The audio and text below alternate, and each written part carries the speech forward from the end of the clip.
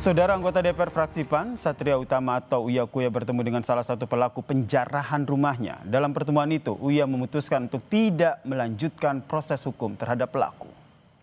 Nah, gue jangan nangis lagi. Udah. Ya, jangan nangis. Kita maafin ibu, kita maafin. Dan lupa dokumennya mana? Dokumentasi. Jangan kayak gini ya, pasti aku dulu. Inilah saudara momen saat Uya Kuya bertemu dengan salah satu pelaku penjarahan rumahnya yang ditangkap polisi. Dalam aksi penjarahan, pelaku mengambil AC di rumah Uya Kuya. Dalam video yang dibagikan akun Instagram Amanat Institut ini, Uya Kuya bilang memaafkan tindakan yang dilakukan pelaku.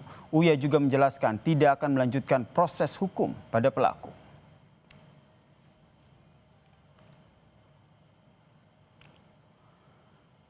Saudara, 2 dari